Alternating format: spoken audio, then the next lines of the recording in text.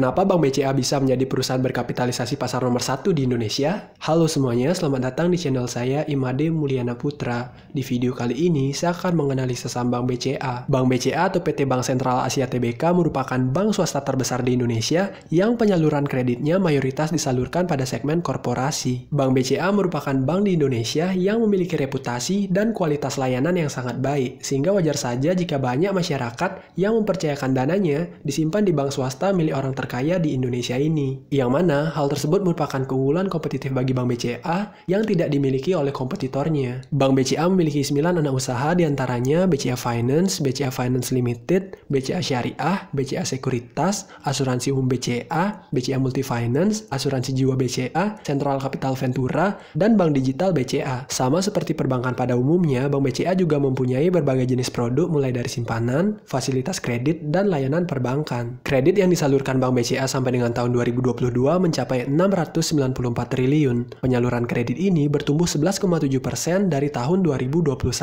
Yang mana jika kita breakdown, penyaluran kredit Bank BCA terbagi atas 3 jenis kredit, yaitu kredit korporasi, kredit komersial dan UKM, serta kredit konsumer. Jika kita melihat portofolio kredit Bank BCA, jumlah kredit korporasi menyumbang hampir setengah dari total kredit yang disalurkan Bank BCA sampai dengan tahun 2022. Sedangkan untuk kredit komersial dan UKM menyumbang 30,4% dan kredit konsumer menyumbang 23,2%. Selanjutnya kita bahas kinerja keuangan dari Bank BCA. Kita mulai dari pendapatan, yang mana pendapatan perbankan terdiri dari pendapatan bunga dan pendapatan non-bunga. Pada tahun 2022, Bank BCA berhasil mencatatkan pendapatan bunga bersih atau net interest income sebesar 63,99 triliun dan pendapatan non-bunga sebesar 23,49 triliun. Pendapatan bunga bersih ini bertumbuh 14% jika dibandingkan dengan tahun 2021 yang dari sebelumnya 56,14 triliun menjadi 63,99 triliun pada tahun 2022. Jika kita lihat lebih lanjut, pertumbuhan net interest income sebesar 14% ini disebabkan oleh peningkatan pendapatan bunga dan efisiensi berupa penurunan beban bunga dari Bank BCA. Jadi, pendapatan bunga Bank BCA meningkat, tapi beban bunganya malah menurun, sehingga hal tersebut memperbesar net interest income dari Bank BCA. Selain itu, terdapat pertumbuhan juga pada pendapatan non-bunga dari Bank BCA sebesar 5,1%, dari sebelumnya 22,34 triliun menjadi 23,49 triliun pada tahun 2022. Jika kita melihat dana pihak ketiga dari Bank BCA yang merupakan salah satu keunggulannya, terdapat hal yang menarik, yang mana Bank BCA mampu konsisten meningkatkan dana pihak ketiga yang bersumber dari giro dan tabungan, serta mampu mengurangi dana pihak ketiga yang bersumber dari deposito. Bagi perbankan, dana pihak ketiga yang bersumber dari giro dan tabungan biasa disebut dengan dana murah, sedangkan dana pihak ketiga yang berasal dari deposito biasa disebut dengan dana mahal. Giro dan tabungan disebut dana murah karena bunga yang diberikan kepada nasabah terhadap simpanan tersebut bisa di bawah dari 1%. Deposito disebut dana mahal karena bunga yang diberikan kepada nasabah terhadap simpanan tersebut menyesuaikan dengan suku bunga dan kebijakan masing-masing bank. Sebagai contoh, pada tahun 2022, bunga giro dan tabungan Bank BCA sebesar 0,3% dan bunga deposito Bank BCA sebesar 1,9%. Yang berarti biaya bunga atas deposito besarnya 6 kali lipat jika dibandingkan dengan biaya bunga atas giro dan tabungan. Sehingga semakin besar porsi kasa atau dana murah suatu perbankan, maka akan semakin baik. Jika kita melihat porsi kasa dari Bank BCA sejak tahun 2019, porsi kasa tersebut mampu meningkat hingga mencapai 81,9%, yang mana porsi kasa dari Bank BCA merupakan salah satu yang tertinggi di industrinya. Jika kita bandingkan dengan 3 bank besar lainnya seperti Bank BRI, Mandiri, dan BNI, porsi kasa Bank BCA jauh mengungguli ketiga pesaingnya, sehingga hal tersebut menyebabkan cost of fund dari Bank BCA menjadi yang paling rendah. Jika kita bandingkan cost of fund Bank BCA dengan ketiga bank lainnya, cost of fund Bank BCA hanya 0,8%,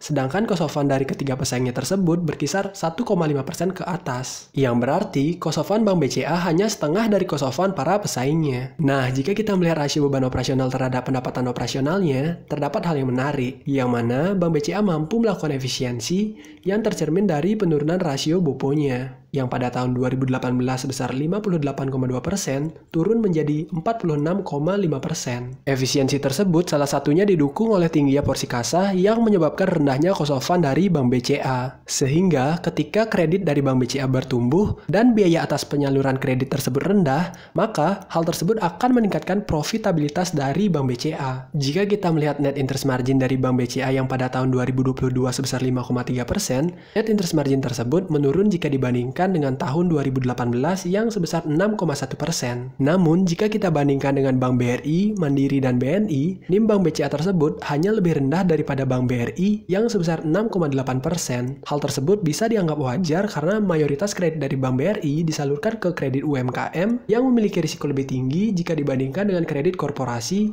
yang merupakan portofolio terbesar dari Bank BCA. Nah, jika kita melihat laba bersih dari Bank BCA pada tahun 2022, Bank BCA berhasil membukukan laba bersih sebesar 40,7 triliun. Laba bersih tersebut meningkat sebesar 29,6% secara year on year. Laba bersih ini merupakan laba bersih tertinggi sepanjang sejarah dari Bank BCA. Bahkan jika dirata-ratakan sejak tahun 2018, laba bersih Bank BCA mampu bertumbuh dengan rata-rata pertumbuhan 14,3% per tahun. Jika kita melihat aset Bank BCA pada tahun 2022 mencapai 1.314 triliun.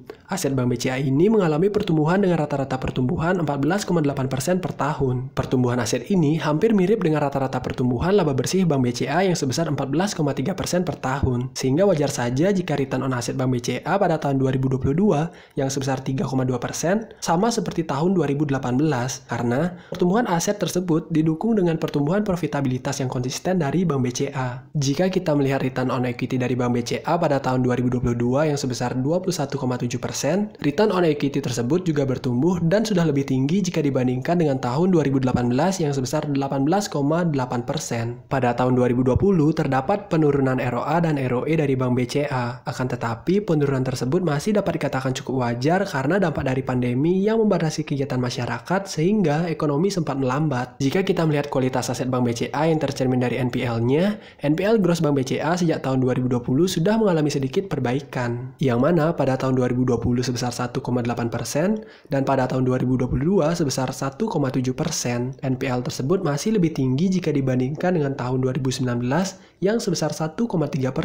Jika kita bandingkan dengan Bank BRI, Mandiri, dan BNI, NPL dari Bank BCA merupakan yang paling rendah di antara para pesaingnya, yang berarti Bank BCA sangat selektif di dalam penyaluran kreditnya. Jika kita melihat NPL per segmen, NPL pada kredit komersial dan UKM serta kredit konsumer sudah membaik jika dibandingkan dengan tahun 2020. Namun, NPL kredit korporasi masih lebih tinggi jika dibandingkan dengan tahun 2020. Jika kita telusuri lebih lanjut, peningkatan NPL Bank BCA disebabkan karena terdapat peningkatan porsi kredit berisiko yang berawal sejak tahun 2020. Yang biasanya, kredit berisiko dari Bank BCA hanya berkisar 3,8% hingga tahun 2019.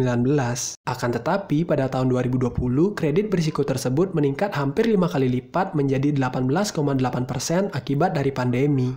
Meskipun sudah mulai menunjukkan perbaikan pada tahun 2022, kredit berisiko tersebut masih sangat tinggi jika dibandingkan dengan standar Bank BCA sebelum pandemi. Peningkatan kredit berisiko tersebut menyebabkan Bank BCA perlu meningkatkan CKPN-nya, sehingga menyebabkan cost of credit dari Bank BCA meningkat menjadi 2 kali lipat yang sebelumnya 0,8% menjadi 1,7% di tahun 2020. Namun, pada tahun 2022, biaya kredit tersebut sudah kembali ke masa sebelum pandemi yang sebesar 0,7%. Jika kita melihat NPL net dari Bank BCA sudah menurun sejak tahun 2020, yang berarti terdapat penurunan porsi kredit macet dari Bank BCA. Jika kita melihat rasio kecukupan modal dari Bank BCA pada tahun 2022 berada di 25,8%, yang mana persentase tersebut sudah berada di batas yang aman bagi perbankan. Jika kita melihat porsi kredit yang disalurkan Bank BCA yang tercermin dari loan to deposit rasionya, LDR Bank BCA masih berada di 65%. Porsi ini menurun jika dibandingkan dengan tahun 2018 yang sebesar 81%. Selain karena Bank BCA yang sangat selektif dalam penyaluran kreditnya, penurunan porsi tersebut karena pertumbuhan dana pihak ketiga Bank BCA yang tinggi, dengan rata-rata pertumbuhan 16% per tahun. Sedangkan rata-rata pertumbuhan kredit dari Bank BCA sejak tahun 2018 hanya sebesar 7,3%, yang berarti pertumbuhan tersebut hanya setengah dari pertumbuhan dana pihak ketiga dari Bank BCA. Sehingga hal tersebut memperbesar gap antara kredit yang disalurkan dengan dana pihak ketiga yang tercermin dari loan to deposit ratio. Namun, gap tersebut menyebabkan adanya ruang ekspansi ekspansi jika Bank BCA ingin lebih agresif dalam penyaluran kreditnya. Lalu, bagaimana dengan valuasinya? Saat video ini dibuat, Bank BCA berada di harga 8.325 dengan PBV sekitar 4,64 kali dan PI sekitar 25,19 kali. Yang mana harga Bank BCA saat ini tidak dapat dikatakan murah dan mungkin sangat sulit untuk mendapatkan Bank BCA di harga yang murah karena kualitas yang sangat baik dan pertumbuhan yang konsisten. Melihat kinerja manajemen yang berhasil mencapai semua target yang telah ditetapkan untuk tahun 2022, bukan tidak mungkin Bank BCA dapat terus bertumbuh, sehingga valuasinya akan menyesuaikan dengan kinerjanya. Jika dilihat dari dividennya, Bank BCA merupakan bank yang rutin membagikan dividen, yang mana dividen payout ratio Bank BCA selama 2018 hingga 2021 berkisar 30-50%. Mari kita hitung potensi dividen dari Bank BCA dengan hitungan konservatif. Untuk tahun 2022, anggap saja dividen payout ratio Bank BCA sebesar 35%. Dengan laba bersih 40,7 triliun, dividen yang mungkin dibagikan Bank BCA sekitar 14,26 triliun. Dengan jumlah saham beredar sekitar 115,3 miliar, maka dividen per share dari Bank BCA sekitar Rp115 dengan yield 1,38%. Jika kita kurangi dengan dividen interim yang telah dibagikan sebesar 4,3 triliun, maka dividen yang akan dibagikan sekitar 9,9 triliun atau Rp80 per lembar saham dengan yield sekitar 0,96%. Yang mana dengan hitungan konservatif tersebut, yield BCA mungkin kurang menarik, namun bisa menjadi hiburan selagi menunggu harga Bank BCA terapresiasi. Video ini bukan saran investasi, hanya berbagi perspektif yang mungkin bisa dijadikan referensi. Tugas kita yaitu menganalisa sebaik mungkin lalu membeli di harga yang murah untuk memperkecil risiko kita. Mampukah Bank BCA menjaga pertumbuhan kinerjanya? Bagaimana menurut kamu? Jangan lupa like, comment, subscribe, nyalain notifnya. Sampai ketemu di video selanjutnya.